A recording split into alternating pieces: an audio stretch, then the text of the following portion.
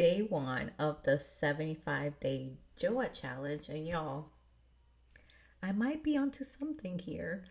I actually had free time at the end of the day. Like, what is this? Is this sorcery? Brujeria? ¿Qué lo que?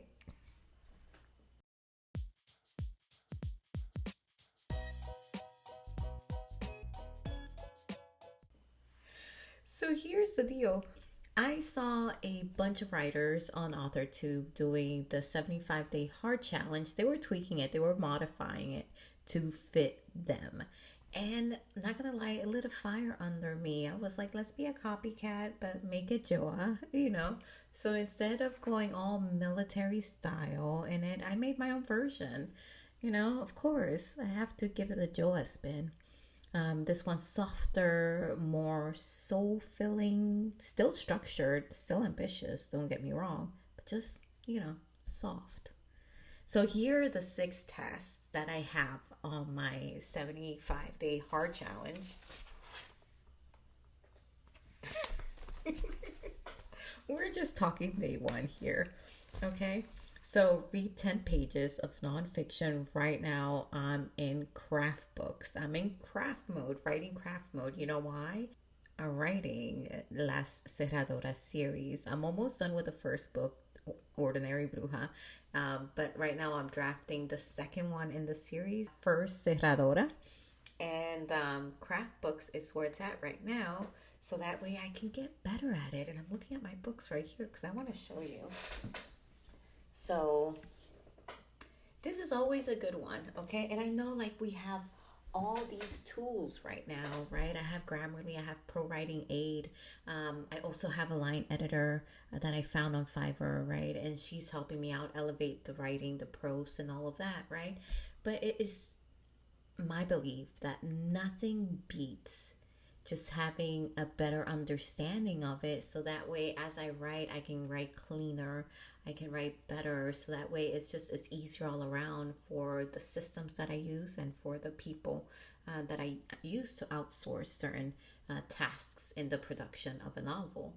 So because of that, I am focusing my nonfiction reading, and potentially it's going to be for the full 75 days of this challenge, on craft books. So after I read about grammar, I'm probably going to tackle, what is it? This one is always a good one.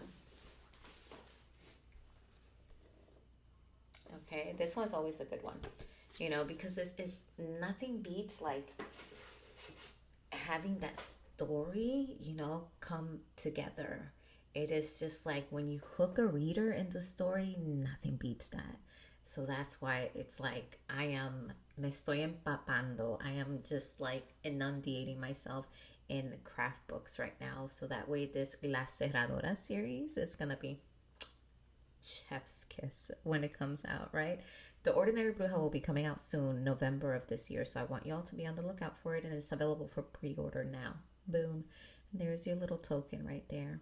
Okay, so first task, like I said, is read 10 pages. I'm going to give you kind of like a note on how that went yesterday. So yesterday, I forgot to pack my grammar 101 book.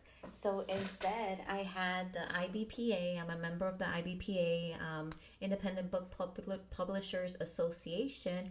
Thankfully, I had the latest magazine with me at work. So what I did was I read this amazing article, 8 pages, and then I read another article, 2 pages. But the one article that I read it in full, and there was something about reading something in full is so fulfilling, like so fulfilling, was this article about optioning rights and how it goes to have a book that goes from being a book to being a movie or being a TV series. And it was from the point of view of someone that does it, that is an SME, a subject matter expert on it. And I was so taken aback. And I'm like, if this is how this challenge is going to be, that I'm going to be learning all these things during the 75 days, if that is all that I do, I'm in it. I am fully in. I loved it. The tidbits that I learned about things to look for in your book, right? Just to make sure that it is something that is viable. Is it too internal versus external? Because a movie or series, it's more external than internal, right? But sometimes books are very internal. And that like made me pause and think about, how my book is, and really have that objective look on it, and potentially having that in the back of my mind as I write other books later on, if my intention is to really get in there and have my book be option. But the article states that it's not. This is a long process. This is potentially an 8-year process. And just because it's option, that's just like the very developmental stage of the game. It still needs to be greenlit, and then after that, it needs to be put into production. Then it's post production, and then it's distribution. You see all these things that I learned just from these 10 pages I read. All of those phases, and they're completely different from the publishing phases of publishing a book. So I mean, it's so much to it, and a pitch is very important. Being simple and direct when you approach people is so important. Save your money. They were saying like you don't need to buy all these expensive things to show, to pitch your book, right, to people. As long as you give them something that is clear and simple, which is a synopsis, and your pitch, right, is straight and to the point, and then you show what your reach is as an author, your social media reach, your sales, and all of that, and you give them that in a simple and easy to understand manner. That's what usually wins these people over. They also talk about attaching yourself, or partnering with somebody that knows how to do option rights and things of that nature, because it's vastly different from the publishing world. And therefore, like, if you try to undertake that on your own as an independent author, you may be going in over your head and things of that nature. But it's so much that I learned from that article, and something for sure that I'll maintain here. And because I feel like my books will be great as a movie or a series. While they are kind of internal, there's a lot of external parts to it. I will say more external than internal. I've casted them. It's like the way that I envision them with a cast, and then I have a playlist for them as well, and all of that. It's just like in my head, they're already there. So it will be an awesome dream to have come true if that happens. But right now, my focus is on publishing these bad boys, La Cerradora series, and making sure that a lot of people get to read them, a lot of people get to pre-order them. My goal is 100 pre-orders by November 1st. Help me meet that goal. All right, so the next task that I have is do 5 minutes of mind reset. And that for me, it's meditation. I'm horrible at meditation, to be honest with you. Maybe 30 seconds. Maybe 30 seconds. And then my mind is like, and all that. So I've been trying to tell myself that this is something that I'm going to get good at. Like, this has been like a goal of mine almost every year, is get good at meditation, get good at meditation, get good at meditation. I do have to say that when I achieve that true zen, that kind of like quiet of the mind, it is amazing.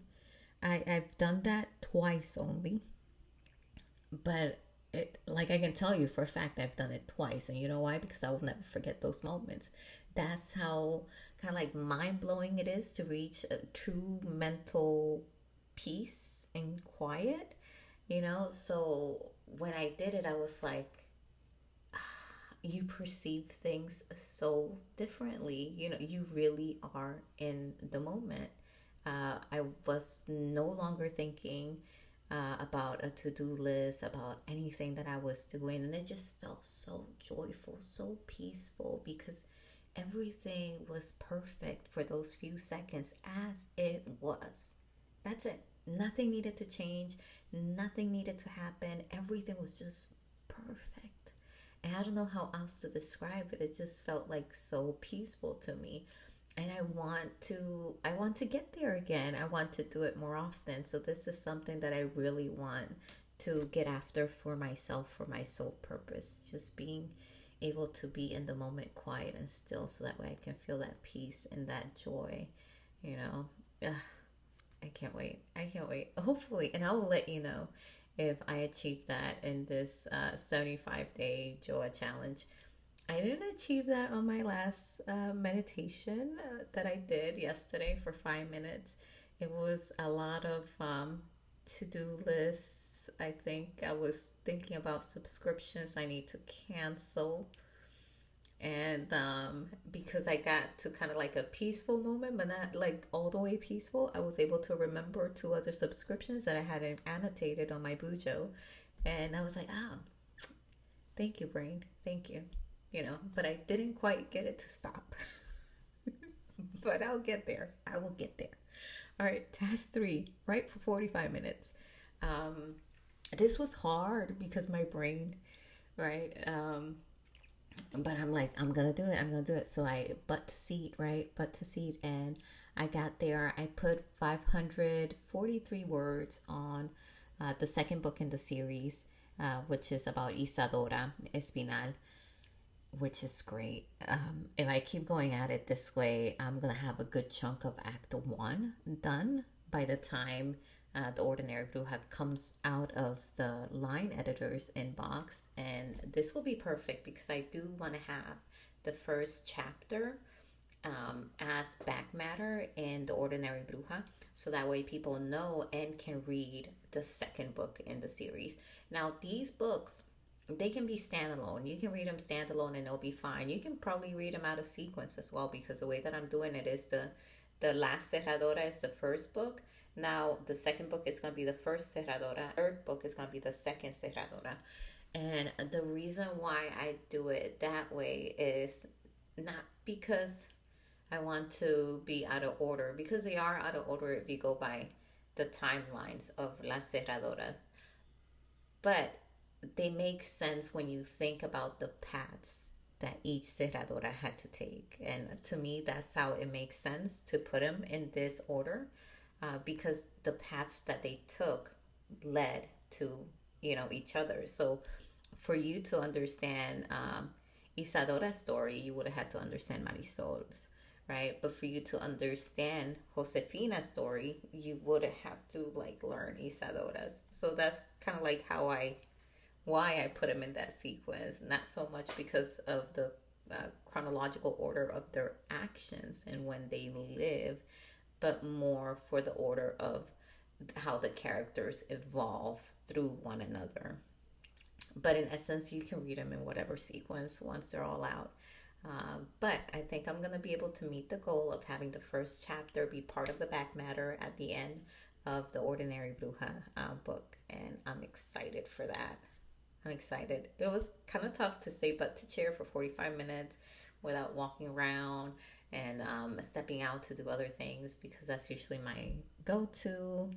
I'm a recovering procrastinator, so I have to like bounce and do other tasks, and then I get back into the main task and things of that nature. So that's why I'm kind of like all over the place, and eventually everything gets done. But nothing beats but to chair. It's something about just being able to see something through from beginning to end, and it gives me a sense of calm to know it was done, to know that it was checked off, you know. So that is a third task, right, for 45 minutes. It was weird, but it was good, and I did it, and that's what matters. Next one is one mirror moment. Okay. And let me tell you about that. That is something that I have on the Ordinary Bruja. It is this transformational moment for Marisol when she looks in the mirror and she talks to this evolved version of herself. And then the old her, the current her that is looking at this version is having to come to terms with what she could be. And she has this conversation with the Marisol in the mirror. And I was like, you know what? I need to have these conversations, right? With the Joa in the mirror to kind of like um, pep myself up as to where I'm going to be in the future, right? The leveled up version of me in the future that is staring at me in the mirror. And so I am doing that, and I do it through words of affirmation, and it's something about looking at yourself and saying these things, and I say it with a smile, which makes it even better for me because then it turns out that I'm believing in myself. I have conviction on these words that I'm saying because I'm looking at myself saying it, and it sounds so true. That it's like I hold on to it as Bible, and it's the best feeling. Like, I will highly recommend y'all to try some mirror moments, and read it on the Ordinary Bruja when you get the book, okay? So that way you can see Marisol having her own mirror moment. But I added that to my tasks, and so far so good. I love it. I thought it would creep me out more than anything else, you know, but it didn't.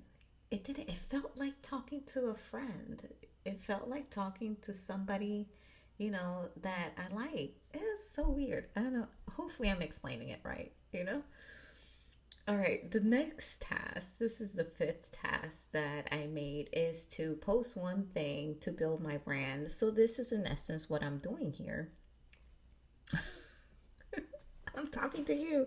So that way you can see this is my post talking about my brand. My brand is me, have a cup of Johnny, LLC, which is publishing, writing, blogging, book reviewing, podcasts, advocate for all things Latina and diversity and literature advocacy, right? So that's what encapsulates the brand. That's what encapsulates me. I encapsulate the brand in me by everything that I care about and everything that I do.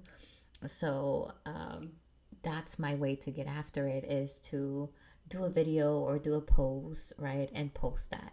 And yesterday I did that first thing in the morning.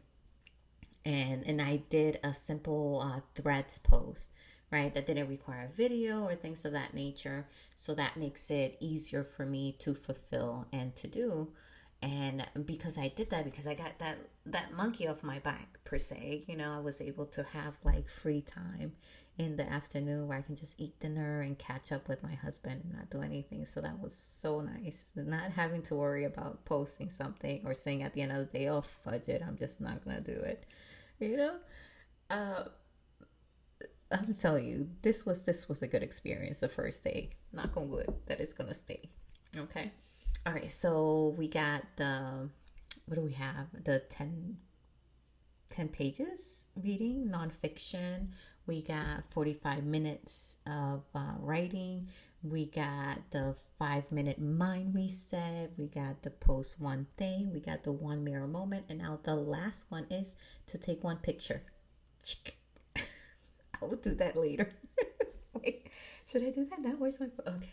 Let's take a picture together, right? So that way y'all are like part of my thing, and that will check me off. Okay, ready? Wait, I almost have to. I want to put you all in the picture. See, so that is day 2. Day 1, I took a picture of my tracker here, my 75-day tracker, and that was boom. I took a picture, and these pictures, like, sharing it is optional, but I am a person that I do look at pictures, years, months, weeks from now, and I'm like, I remember that time, and kind of reminisce on it and things of that nature. So this is gonna be nice to see me evolving, right? Or just at least me smiling every single time, just doing this challenge and sharing it with you all. It's nice, So those are my 6 tasks that I do. I highly suggest you do it. I was going to say, like, should I recommend it or should I not? Of course. Why not? Why wouldn't you want to challenge yourself to become better? And especially if you can modify, you can modify whatever, you can tailor it to your own life situation, your own resources. You can put one task in there and one task only for 75 days, and you get after that one task, and feel accomplished. Like I was saying today on my live, is that nothing beats checking off boxes. I don't know what it is, but for me it's just like going like it motivates me, it keeps me going. I'm like, I accomplished that, I get really happy, and I have pride in myself for accomplishing these things, and it just keeps me going, kind of like snowballs. That motivation snowballs and rolls into the next day, and then it rolls into the next day, and so forth. So even if you're just checking off one task every day for 75 days, you're doing it. You're accomplishing something, and that is so exciting to me. But overall, my first day of the 75-day Joy Challenge was super positive. Super positive, if you can't tell by my face. I really enjoyed it, and I wish that upon you as well. Give it a try it out. If you already did it, let me know. If you're thinking about it, let me know as well, okay? Tag me on your videos when you post them and talking about your challenges, because I want to see, I want to know how you're doing.